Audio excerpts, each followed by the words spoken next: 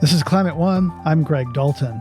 The devastating effects of the climate crisis are impacting more lives every day, but that still doesn't mean climate ranks as a top priority when it comes to voting. Even though the numbers of people who care deeply about climate change and the environment are growing, they are still far, far behind the populations of voters who list inflation and the cost of living and jobs and the economy as their top priorities. Can the youth vote change that calculus? The younger demographic is definitely a game changer. Gen Z voters plus millennial voters, they are together the biggest voting bloc in history. So how might those changing demographics and voter priorities affect the outcome of the midterms? The prospects for Republicans flipping the House remain better than even, but it's going to be a surprise to pretty much everybody what happens in the Senate. The midterm forecast, up next on Climate One. It seems like every presidential election cycle we hear that people need to get out and vote because it's the most important election of our lifetimes. Yet the midterm elections are also really impactful. That's true. With the window closing for meaningful climate action, every election cycle is incredibly important, especially coming off the weather-related disasters we're seeing so much more frequently, like the destruction in Florida in the wake of Hurricane Ian and Puerto Rico from Hurricane Fiona. And the U.S. isn't the only country facing important elections right now. In Brazil, the current presidential election couldn't offer a more stark choice. Jair Bolsonaro is the current president who trends toward right-wing authoritarianism. He's running against Luiz Inácio Lula da Silva, the former president and left-wing populist. And Brazil's an incredibly important country when it comes to climate. Bolsonaro seems bent on doing everything he can to sell off and destroy Brazil's natural resources, such as the Amazon rainforest. Another Bolsonaro term in office could further erode the power of the world's lungs and continue increasing emissions driven by deforestation.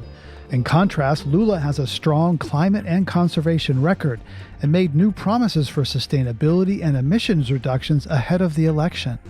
On October 2nd, Brazil had their first round of elections. While polls had predicted a likely win for Lula, Bolsonaro showed surprising strength. Lula received 48% of the vote, and Bolsonaro received 43%. Since neither candidate made it over the 50% threshold, they now go to a runoff election on October 30th. That Brazil election will be about a week before the U.S. midterms. A few months ago, it looked like the Democrats were in for a shellacking, but a series of events has changed that outlook. Yeah, the U.S. Supreme Court has made a jarring shift rightward with the Dobbs decision overturning Roe v. Wade. And gasoline prices, the most visible energy price Americans see every day, have come down. And the Biden administration was able, finally, to pass the Inflation Reduction Act, the most meaningful climate legislation in our country's history. Paired with the Infrastructure Investment and Jobs Act and the CHIPS and Science Act, there is really significant movement on the transition to clean tech and renewable energy. All that has helped push President Biden's approval rating from 38% to 42% over the past couple of months. That's not great, but it's better than it was. To find out just what the outlook is for the midterm elections, I invited Nathaniel Stinnett, founder and executive director of the Environmental Voter Project, to give us a picture of where things stand. So I think that the prospects for Republicans flipping the House remain better than even. I wouldn't call them really, really strong, but better than even. And that's for two reasons. One, incumbent presidents usually seem to lose the House. And two, we just had a round of redistricting. And in the majority of states, Republicans were able to really nail down a lot of safer gerrymandered districts. But the story in the Senate is different. I think if you had asked this question 6 months ago, Greg, I would have said, Republicans might take back the Senate. Now I think there's a greater likelihood that the Democrats might pick up a seat. But we're talking about a whole bunch of close elections in 4 or 5 states that could go either way. So it's going to be a surprise to pretty much everybody what happens in the Senate. And that's in line with some of the polling and probability models out there. And yet, how much faith do you put in polls given their poor performance in 18 and 20? I think, to borrow a line from Ronald Reagan, trust but verify. I trust a little bit in polls because they're the best we've got. But I verify based off non-polling data. And it turns out that we've got some pretty good non-polling data. I'd say the best of which are special elections. We've seen recent special elections in Alaska and Nebraska and Kansas and New York and Minnesota, all of which are, either in line with polling or show more Democratic strength than the polls pick up. So I guess what I would say is pollsters themselves would tell you that they're not confident that they've figured everything out. The pollsters themselves are pretty nervous. But going into the upcoming midterms, I don't think we can say that if there's polling error, it will work against Democrats. Because all of the recent special elections we've seen have seen Democrats overperform their polls. So I don't rely on the polls, but they're not scaring me in the way they have in the past. Well, George, the first President Bush talked about the Big Mo momentum, and Big Mo seems to be on Democrats' side this time. Later in this episode, we hear from Chelsea Henderson, who talks about new registrations, new voters being young and women who tend to care more about the environment. So do you think that there's sort of some kind of intangible Big Mo in play this cycle? Absolutely. And I'm not even sure I would call it intangible. I think it's very tangible and very clear that there is momentum and where it's coming from. You know, if we think of a hierarchy of emotions, Greg, that can drive turnout, the last thing you want is disengagement. And that's kind of what we saw, was this feeling of disappointment and disengagement among environmentalists last spring. But then, with the passage of the Inflation Reduction Act, you get people getting a lot more excited. And with the Supreme Court Dobbs decision, you get people getting scared and angry. And those are emotions, excitement, fear, anger, that really, really drive turnout, especially among progressives right now.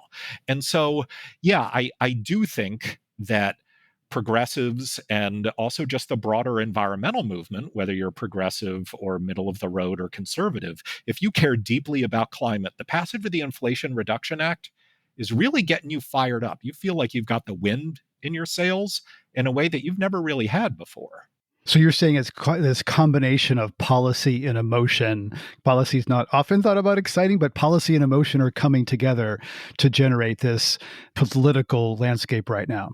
That's right. Don't get me wrong. I don't think people run down the street with like a wheelbarrow full of, Inflation Reduction Act provisions. The policy doesn't really get them excited, but nothing succeeds like success. And getting a really big win, I mean, not just the biggest federal climate legislation in history, but you could argue the only federal climate legislation in history, that's a big win. And wins beget wins, and it makes you feel good and confident. And it really fights that feeling of disappointment, which is just kryptonite if you're in the voter turnout business. You don't want people to be disappointed. You want them to be excited, or you want them to be worried. And so, yeah, we really see growing engagement and growing excitement in these environmentalists whom we target at the Environmental Voter Project. But Main Street is concerned about gas prices, electricity prices. They're down, gas prices at least a little bit recently, though that's what people see and feel every day. So how is that playing in races that you're looking at? There is no doubt that even though the numbers of people who care deeply about climate change and the environment are growing, they are still far, far behind the populations of voters who list inflation and the cost of living and jobs and the economy, and even other issues like healthcare and abortion as their top priorities. Right. And how much of that, though, is, climate can also be labeled energy or other things, right? People don't care about climate, but I care about gas prices, my electric bill. So does that reframing help increase those numbers of concern? It helps it on the margin, but really only on the margin. So don't get me wrong. I think it is enormously important to be nuanced and careful about how we message energy security and clean energy and green jobs and everything around the climate crisis. And that really matters. It really matters. But I think we often over intellectualize what is going on in voters' minds when they cast ballots. And chances are they only have the bandwidth for a few emotions and a few ideas. And right now, even the best messaging in the world isn't translating into tens of millions of climate first voters showing up and casting ballots. So yeah, the messaging nuance makes a difference, but not in an earth-shaking way. So when people go, do they vote on emotions and issues, and do they vote on short-term outcomes or long-term outcomes? They vote on short-term outcomes. I mean, we just did a round of polling in 4 battleground states at the Environmental Voter Project. So we polled over 3,000 voters in Arizona, Georgia, Nevada, and Pennsylvania. And the good news is that when we look at voters' long-term priorities, 9% of them listed climate and the environment as their number one priority over all others. Now, that might not seem like a lot. Yeah, I'm like, that's good news, 9%. Right. But, Greg, it was enough to put climate and the environment in third place, right behind inflation and cost of living, which 30% listed as their top long-term priority, and then 13% said economy and jobs. Mm-hmm.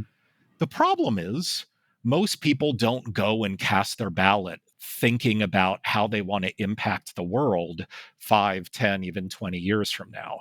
And when instead we asked what people's current priorities are, we were lucky if 4% of likely voters listed climate and the environment as a top priority. And that was way, way down. That was, 10th or 11th on the list.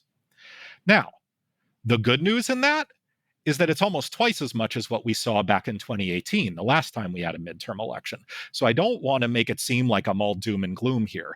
The climate movement is getting bigger, and we are also getting politically stronger. And that's part of the reason why we're not just seeing leadership on climate at the federal level, but also at the state and local level. But we're nowhere near where we need to be.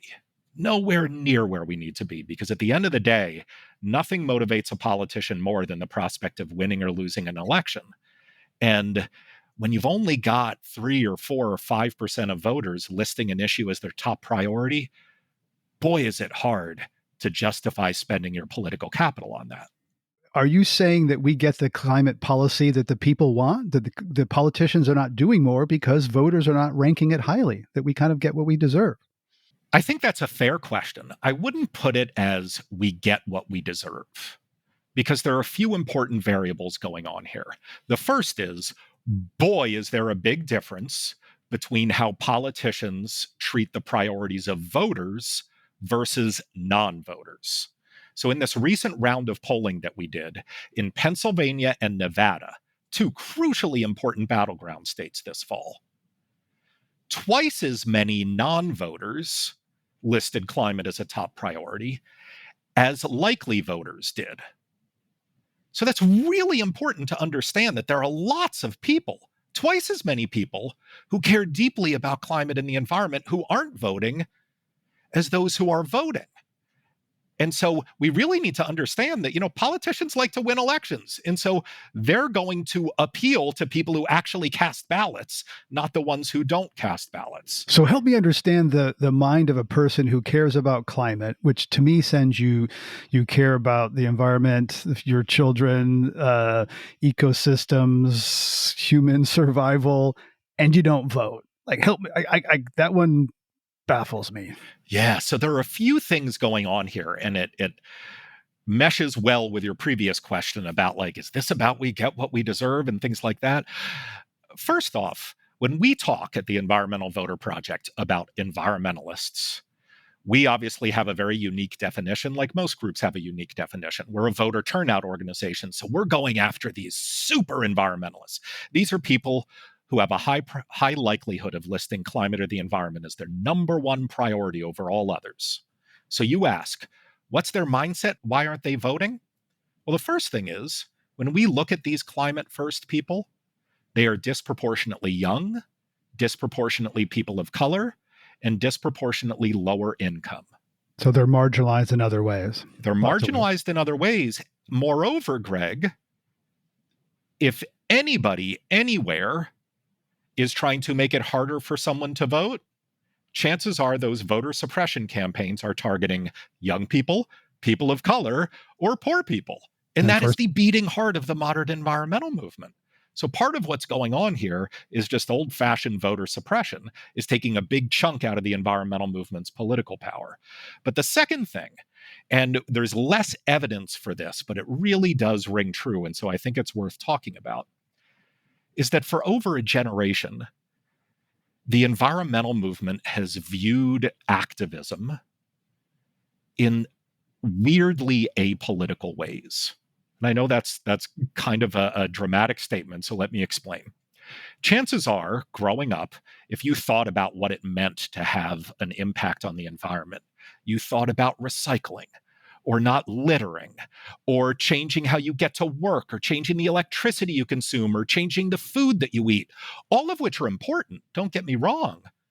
But they're strangely apolitical, right? Like you would never hear an NRA member talk that way, or someone who cares about reproductive rights talk that way. And it's by design. I mean, it's all in the frame. It's all in the frame of individual action and individual responsibility. That's exactly right. And I'm not a conspiracy theorist here. There's a lot of really good research showing that, like, this was a PR campaign by the fossil fuel industry. They didn't want you to pay attention to that coal-fired power plant behind them. So instead, they pointed their finger at the plastic water bottle in your hand. And they said, This is all your fault. Change your personal behavior and stop paying attention to the big political systemic stuff, which is, of course, absurd. But I see why they did it.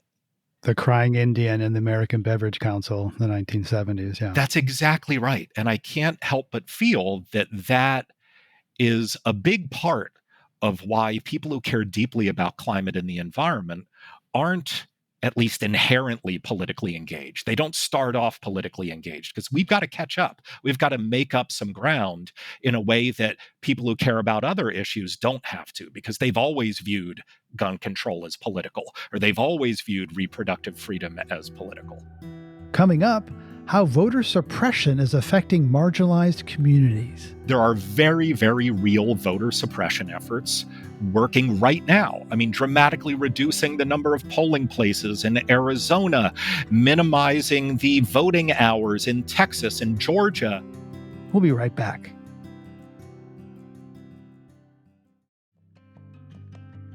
It's often said that young people are climate voters, and many assume that older people care less about climate because they won't live to see it get worse. But that isn't necessarily the case. Nathaniel Stinnett of the Environmental Voter Project explains what he's seeing in the data. Yeah, so there is no doubt that young people are far more likely to list climate as a top priority than older people. Although, Greg, there's some nuance there that I don't think we should overlook. We actually see, like, if you imagine a graph in front of you, kind of a U, where at the left end of the graph, the young people, huge numbers of them care deeply about climate and the environment.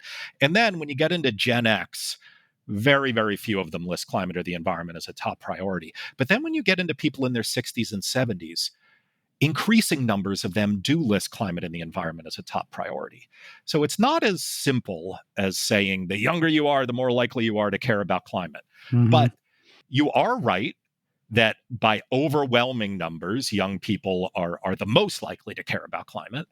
And they are also the most likely to be what's called drop-off voters. So people who vote in presidential elections, but nothing else. And so, we go into every midterm cycle thinking, if only young people show up, all these amazing things are going to happen. And then, sometimes their turnout ticks up 3 or 4 percentage points. Sometimes it doesn't. I can tell you what we saw, not just in 2018, but in 2020, was disproportionately high turnout from young people compared to previous years. But young people didn't overperform in a bigger way than other age demographic groups did. So another way to put it is, yeah, youth turnout went up, but it didn't go up that much more than all the other age groups went up. So what will be interesting to see is obviously what happens this November. But I am coming around to the view, Greg, that we're just in a new voter turnout world now. And something happened after the 2016 election. And since then, I mean, I haven't seen a single low turnout election, just period. Even local elections are having much higher turnout than the previous instances of those local elections. So does that mean suppression efforts are not working? How can there be suppression if more people are voting? Well, there can always be suppression. I mean, just because there is a tide of new voters coming doesn't mean there aren't people building up huge walls to try to keep it out. And there are very, very real voter suppression efforts working right now. I mean, dramatically reducing the number of polling places in Arizona, minimizing the voting hours in Texas and Georgia. In this battleground poll that we did at the Environmental Voter Project in July, we saw that a quarter of Black voters in Georgia thought it was very complicated or somewhat complicated to vote, whereas I believe only 4 or 5% of white voters did in Georgia. And that tells you voter suppression efforts against the Black community are working. They are working, not just because they are actually making it harder to vote, but even more than that, they're making people think that it's harder to vote. And take it from someone who's in the voter turnout business.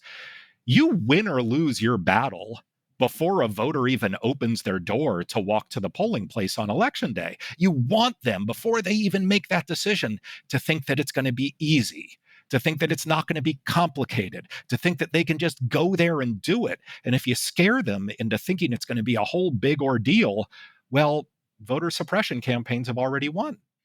One of the headlines of the 2020 election was Hispanics moving to the right and embracing the former president. Hispanics, especially Hispanic women, are often seen as strong environmentalists, in part because they often live near freeways, factories, and other sources of pollution. So how do you see this shift in a group that Democrats have frankly taken for granted? Some people talk about Hispanics as the new swing voters. Yeah, so I think it is important to both understand trends, but also not forget the baselines. So yes, have Hispanics over the last 5-6 years been moving towards Republicans? Definitely. But they started from a point where Democrats usually won, 70% of the Hispanic vote, and now it's more like 60% of the Hispanic vote. So I wouldn't characterize it as sort of a true toss-up yet, but there's no doubt that there is that trend happening. Now, what we're seeing in the environmental movement and in our data at the Environmental Voter Project is that, boy, does it vary depending upon the country or territory of origin that Hispanics come from and when they came to the continental United States. So first, let me sort of give you the big picture and then drill down on some nuance, Greg. So big picture, in our battleground state polling, 9% of Hispanics said climate was the most important factor when choosing a candidate. And that compared to only about 5% of white voters. So yes, overall, as a top line issue, Hispanics are much more likely to care deeply about climate than white voters are.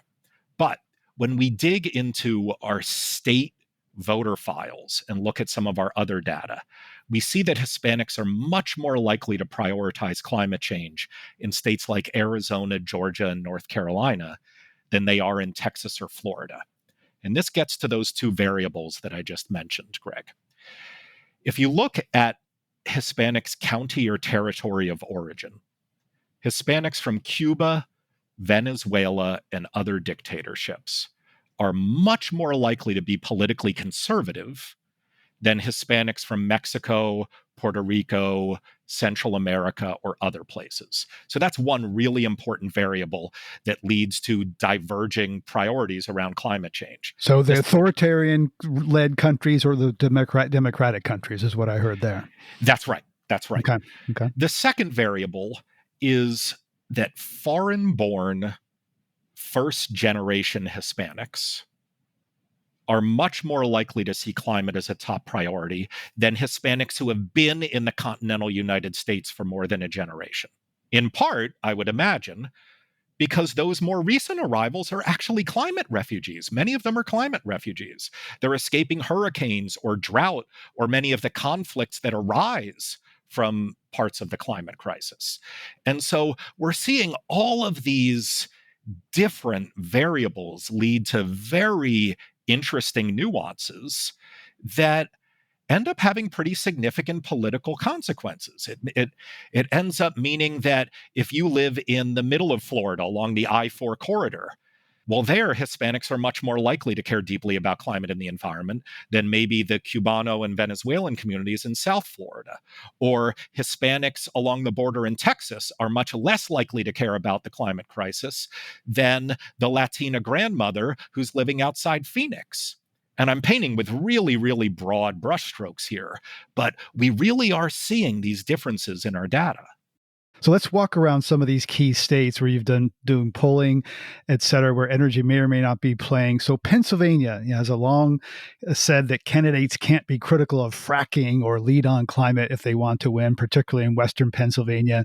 So what's at play in Pennsylvania? How do you see it, this midterm election in Pennsylvania? So, Greg, you're absolutely right that conventional wisdom in Pennsylvania is that fracking is like the third rail of statewide politics. Don't even talk about it if you're a Democrat, because you're just going to open yourself up to an attack. That is not what we're seeing in our polling data at all. At all. So when we did this poll in Pennsylvania, it was right before the Inflation Reduction Act passed. But I'm almost glad that we did that timing, because what we saw was that 44% of independents in Pennsylvania, so independents, said Democrats in Congress weren't doing enough on climate change. And only 15% of independents said that they were doing too much. So by a 3-to-1 margin, independents in Pennsylvania said, we want Democrats to do more on climate. I mean, that's pretty extraordinary. When you're running in Pennsylvania, if you can have independents break 3-to-1 for you on a particular set of issues, you are golden. And so I'm not claiming that climate is going to be the sole driver of the elections in Pennsylvania this cycle. Of course it isn't. But that really pushes against that conventional wisdom that a lot of people have about extractive industries in Pennsylvania. Also, the reason why this is so important is, oh my gosh, is Pennsylvania going to be important this cycle? We've got essentially a toss-up U.S. Senate race, a toss-up gubernatorial race, 4 really competitive congressional elections, and both a state House and a state Senate that are super duper close. So pretty much anybody casting a ballot anywhere in Pennsylvania is going to see tight races up and down their ballot this November. Pennsylvania voters have a ton of power this fall. What are some other congressional districts that might be surprises that might determine control of the House? New York is surprisingly important this cycle, in part because Democrats in New York tried a really aggressive gerrymander that was thrown out by the courts at the last minute. They had to quickly redraw their maps, and there are a surprising number of competitive districts in New York State. So based on the Cook Political Report, 9 of New York's congressional districts are currently competitive. That is more than any other state except for California, which has 10.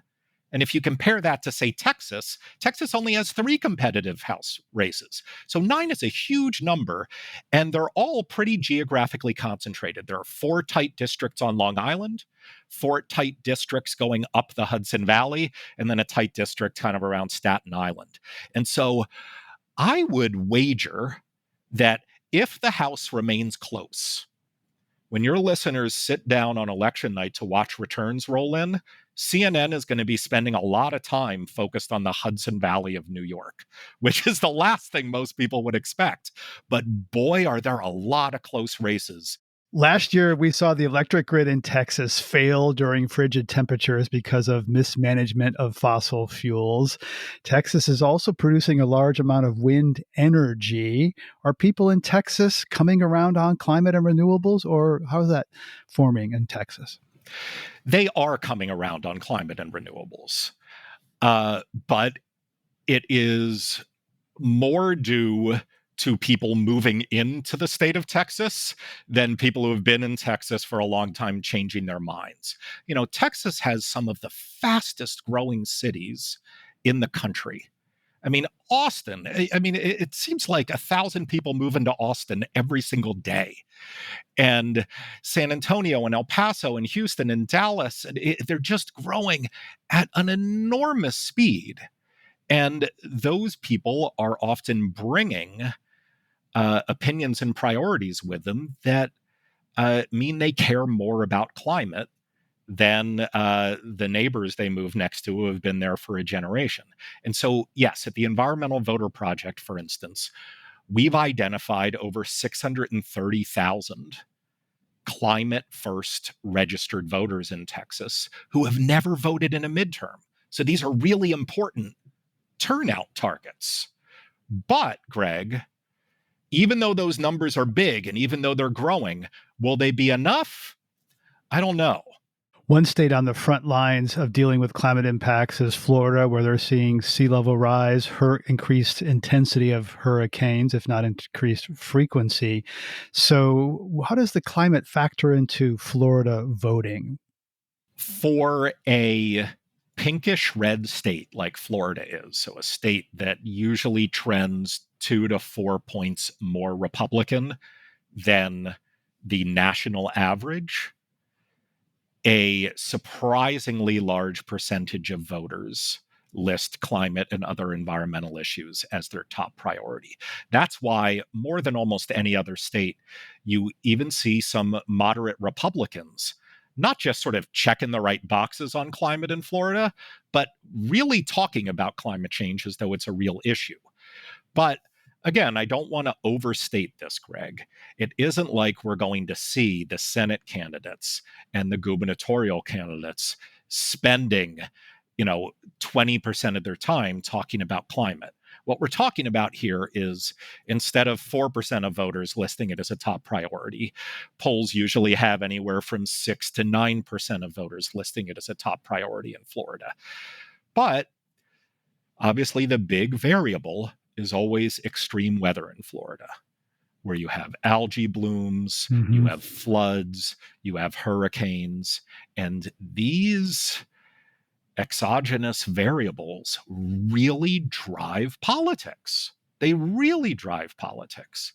Let's bring it home. Last question to a particular race and a particular individual. Mary Peltola is a recent winner of a special election to replace Don Young in the House of Representatives, the single member of the House for Alaska. She signed a letter to Interior Secretary Deb Haaland asking her to approve a proposed oil development in the National Petroleum Reserve, Alaska. Not the national, it's different from ANWR. It's the Willow Project. So here is a person saying, please approve this petroleum extraction projects. What does that say about how energy is playing in that race? Of course, Alaska is a big oil state.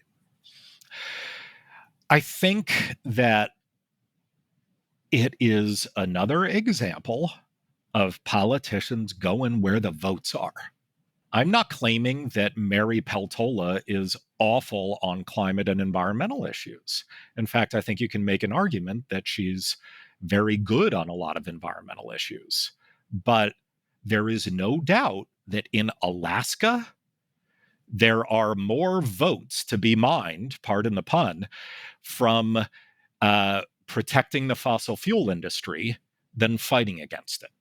And this is an illustration of how, even when the climate movement gets the so-called right person elected, they can't just snap their fingers and spend their political capital on something that most voters don't view as a really high priority.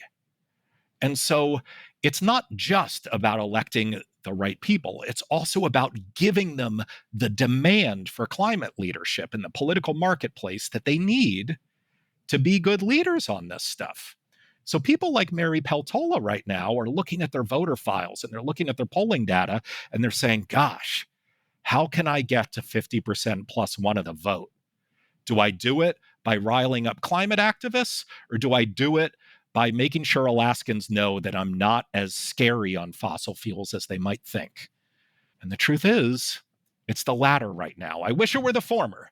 I wish we had so much power in Alaska that we could scare Mary and everybody else into being amazing climate leaders on every single issue.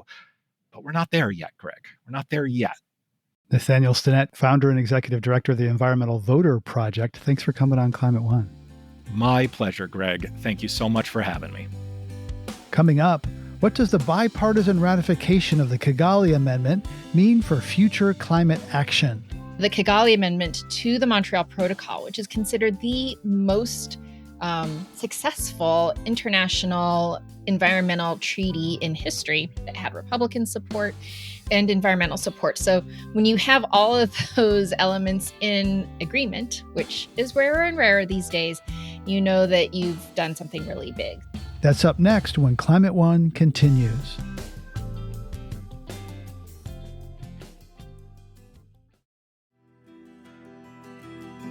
Democrats definitely talk and do more about the climate crisis, though bills that have clean energy provisions, such as the Infrastructure and CHIPS Acts, do draw some Republican votes. What is the state of climate action on the right? I invited Chelsea Henderson, Director of Editorial Content for RepublicEN and host of the podcast Eco Right Speaks, to give us a sense of how Republican voters approach climate. If you go into your decision making with the idea that solutions are not something that Democrats have a monopoly on, then you can ask tough questions of your candidates. And if you are a Republican voter, you can expect that those candidates have some sort of position on climate change. It's really no longer cool to just say it isn't happening. We have too much anecdotal evidence, let alone all the scientific evidence. So I don't think people are buying that anymore. And more, what I'm seeing is members wanting to have something they can show, whether it's constituents back home who might be concerned or future voters. They want to show something that they're for. And future voters, there's a lot of research saying that young Republicans are particularly concerned about climate. How does that message change, or how does the importance change around that younger demographic? I mean, the younger demographic is definitely a game changer. If you look at Gen Z voters plus millennial voters, they are together the biggest voting bloc in history, and they're climate change native, right? They have been learning about climate change in school, especially Gen Z, their whole lives. As the mother of two Gen Zs, I can personally attest to that. They don't just learn it because of our conversations at the dinner table. They're independently worried because of the science classes they're taking. AP environmental science is really focused on climate change when you get to that high school level, but they get it at all levels of education. So they don't come into the issue with that same sort of partisan bent that we see with the older generations. And I think we've seen this bear out with the American Conservation Coalition, Benji Backer's group. He is, in his early mid-20s now, and he felt very passionately that he, as a conservative, wanted someplace where he could go, where he could push for that change. And you say that both parties have climate solutions to bring to the table. We saw the Infrastructure Act that was bipartisan, the CHIPS Act that was bipartisan. Some of that gets to supply chains and manufacturing, which have, clean energy, smart technology applications. So how important are those bipartisan advancements, though most of the attention has been on the Inflation Reduction Act, which passed with one-party vote. So how do those balance out? Right. Well, I do think that bipartisanship is important because it creates a sense of durability. You won't have one party wanting to go back and undo something if both parties were part of the process. Mm-hmm. Unfortunately, with budget reconciliation, it's innately a partisan process. At the end of the day, as a citizen, I have to celebrate the items that were in the Inflation Reduction Act. But yeah, there are other, we often think, especially, doing the work that I do, you think about the big ticket items, right? That cap on carbon or a carbon tax or these big overarching solutions. And sometimes the details kind of fall under the rug. So Kigali, the importance of that cannot be understated. And for listeners that aren't aware, this is an amendment to the Montreal Protocol. So Montreal Protocol from the 80s is the pushed by President Reagan, we should note, right? Oh, President Reagan and Margaret Thatcher leading the way on that, and phased out the use of CFCs, so chlorofluorocarbons, which were a very potent greenhouse gas found in air conditionings, anything that uses a coolant, hairsprays. Now, we did not eliminate hairspray, right? We just changed what chemicals we use to make these products possible. And unfortunately, we created something that was even worse. Go figure. Humanity is great. No, I'm kidding. We created HFCs, hydrofluorocarbons. And so the Kigali Amendment to the Montreal Protocol, which is considered the most successful international environmental treaty in history, the Kigali Amendment will start that phase out of HFCs, and it had industry support, it had Republican support, and environmental support. So when you have all of those elements in agreement, which is rarer and rarer these days, you know that you've done something really big. The Kigali Amendment is a huge deal that could lead to avoiding 0.5 degree Celsius of warming. Climate One's Ariana Brocious spoke with Gene Chemnick, climate reporter for E&E News, to learn more about how the amendment garnered bipartisan support in the Senate. Republicans in Congress have not typically been supportive of climate measures or legislation. The former president pulled out of the Paris Agreement, and President Biden promptly rejoined. So why did 21 Senate Republicans vote for the Kigali Amendment? Well, it's unique in a number of ways. The Kigali Amendment, of course, only addresses a fairly narrow slice of the climate problem. It's just HFCs, which are used in a fairly narrow set of products. And the industry wasn't just supportive of it, they were passionately supportive of it. U.S. companies, many of which are actually cited in states that are sort of red states represented by Republican senators, they were the ones who held the patents to the alternatives. The U.S. was already starting to use those alternatives, but if it didn't, first create enabling language to comply with the Kigali Amendment, but then actually join the deal, there would eventually be trade barriers for U.S. companies being able to sell those products abroad. So, they were spending money on lobbying. They were sending letters. They were up there on the Hill really talking to their senators. And that is different from, a lot of the climate policies, even policies that have some, industry support, like, for example, methane regulations, where, sure, it's perhaps supported, but, is it quite to the same degree? Is it an, real bread and butter issue for the industry? Maybe not as much. Also, states retained their regulatory powers, and a lot of states were moving to regulate HFCs, and that created sort of a patchwork of policy, which industry didn't like, and a variety of other things. So, there just was this groundswell of support.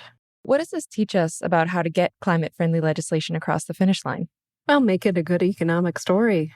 This was perhaps a uniquely Republican-friendly set of policies for the reasons that we've discussed. But, a good, strong economic story, and maybe an element of, this is good for American business for reasons that are really easy to articulate, that helps a lot.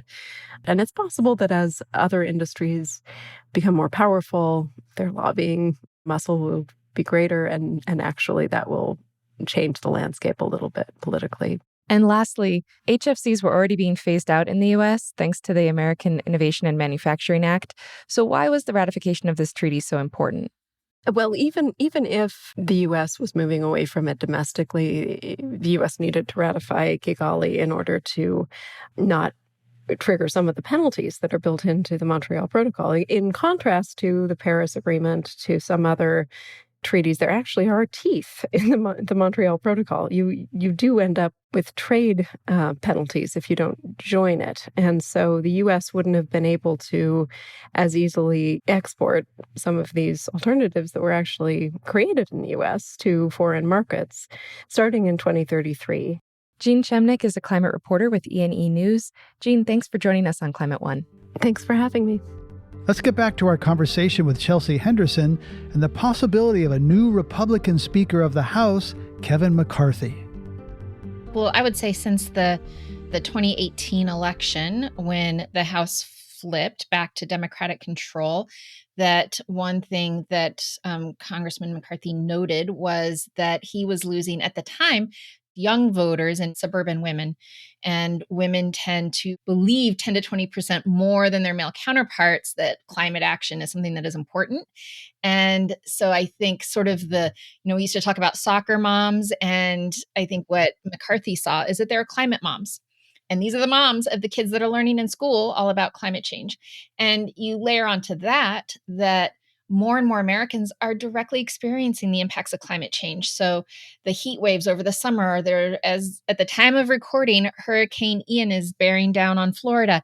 The more that people have these very personal encounters with extreme weather events that can be linked back to climate change, the more you're going to take seriously the need to act. So I think that McCarthy saw, maybe, I don't know that he personally, I've never talked to him, don't know that he personally cares about climate change. I think he sees it as an electoral issue for him, though, and that there needs to be, again, as I said earlier, you can't just be for nothing. You have to be for something. So he dispatched to his caucus different members to come up with a suite of ideas. And so initially, I believe there were 13 bills that they put on the table, and some are bipartisan, some aren't, but that was where we got the Trillion Trees Act. Now, is a trillion trees enough?